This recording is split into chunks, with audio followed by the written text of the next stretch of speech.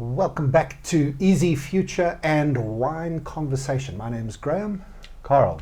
And we're just two good mates. What I do for a living is look at the future. Carel, what do you do for a living? I, with great privilege of working at Easy Equities, doing lots of things, but mainly helping people achieve some financial dignity. And what I wanted to do was to think about the future of investing and the future of the way in which we invest. And I thought I want to have a chat with Carel, and Carel and I never have a conversation without some wine. So we brought some wine along with us. And Carel, I think this is almost like an investing 101 conversation I want to have, because as much as some of these little video snippets we're putting together are talking about how things are changing, I think there is one thing that won't ever change about investing, and that is the need to diversify, right? Am I wrong? No, absolutely, Graham. And it's that old expression of don't put all your eggs in one basket. And so there are many ways that you can explain this. And simply it implies that the markets move in different ways. And so if something is not doing particularly well, make sure you've got another asset that's doing better. And there are various ways that one can diversify. So one is through the type of products you have. So you might have an investment in property that is traditionally more secure, longer term, and you might have some of your cash in crypto, which is far more risky, but might give you more returns. So there are different products. You might diversify geographically. So you might invest in South Africa, but also in America or the UK, because those markets won't necessarily all be reacting the same way in the same time. You might diversify through if you're doing some of it yourself, or through an asset manager. So there are a whole bunch of ways that you can diversify, and there's no right or wrong. And so there's no right or wrong way to enjoy wine. There's no wine that's right or wrong. There's no wine that's perfect. It's up to a personal taste. And in investment, it's important to identify what your risk profile is, what your risk appetite is, and to trust yourself. And to not be spoken to as if you're inferior. So don't let somebody tell you that wine's good, you must like it. If you don't like it, I don't like it. And don't let somebody tell you you must invest. Every person needs to investigate it for themselves. And so this one that we're tasting here is one of the red blends from Evan Sadi, and he's put a whole bunch of grapes in here, including one that I didn't know, which you've also had to help me pronounce because I couldn't even pronounce it properly. Carignan. Carignan. Yeah.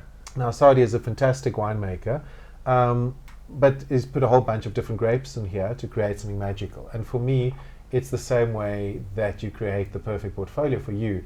Look at different elements, diversify, and create something magical. And so when we come to a wine blend, a lot of people really like a blend, whether it's a white blend or a red blend, because you're able to take a number of different taste profiles and put them together. And you discover that when you do that, it's not just the sum of the parts. You get something better and bigger. But if you're trying to choose a blend that you would like, it is actually, I love the analogy, it is very much like investments. If you're a big Pinotage fan, South Africa's famous wine, then find a blend that's got a lot of Pinotage in it, then you get those big fruity flavors, and then look for a few of the other little pieces that are added to it. And I guess that's the same with investments. That's what you were saying. That if you feel you'd rather invest in the stock market, go for it, but don't invest 100% in that. Somebody told me the other day that they invest 0.05% of their portfolio in the lottery. Yeah. It's the most risky investment they make, absolutely. but if it comes off, it'll also be the most profitable. And Crazy. why judge that? Everybody looks at things differently, and it's I think it's investment also gives you an opportunity to take a punt on things. There are hundreds of companies on the Joburg Stock Exchange.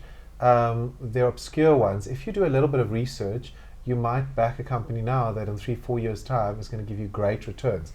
It's like finding an interesting wine. I mean, I love this winemaker, Evan Sadi. He's not anymore so much, I think, but he was a maverick in the winemaking field, and he's bought all kinds of interesting pockets of land where he uses the grapes to produce these wines. So, the more I think about it, I think it is the perfect analogy for diversification.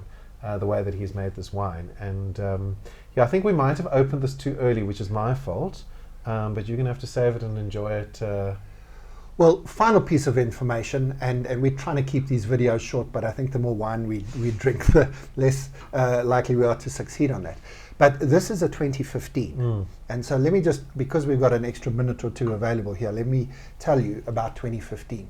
You might remember in South Africa we had a massive drought in 2014. And there was talk about Cape Town going to day zero, running out of water. Was that so long ago? Wow. Yeah, and what happens is, it's remarkable with vineyards and grapes, is that in the year a drought happens, there's a lot of distress on the vines, and they have a bad harvest. But remarkably, the vines remember the stress, and in the following season, they come back with a much hardier grape, which for grape, especially red wine making, is brilliant. So you get a better grape the year after the drought. So 2015 is one of the greatest years of Cape winemaking of all time. And so if you are in a bottle store and you're looking and you're saying, I wonder what I should drink, and you've got a few options and you don't know which one to choose, if one of them's a 2015, you just take it. It really is that good. Yeah, no, so it's good that we haven't prepared any of these, Graham, and sort of just free-flowing, but I hope, and I think that's true in investment as well. So, cycles go through dips. So when you go through a bad dip in the drought, you're an investment. May we come back really strong and make lots of money. And history proves, and history proves that. You've just got to stay the course. Not lose the faith. So, but that's interesting. I didn't realize that was so long ago. 2015, and then 2017 is another good year because that's when the rain started to come back, and then the vines recovered. So in South Africa, you want to look at 2015, 2017, especially in red wine, and you're going to get a goodie. Carel, this is a goodie. Good, I'm pleased. And just one thing, you thought you can only follow Graham for future input. I think we've got to follow you for investment and wine advice now as well. Brilliant. I would invest in wine if I didn't enjoy drinking it so much. I don't diversify into wine investing. Thanks, Carel.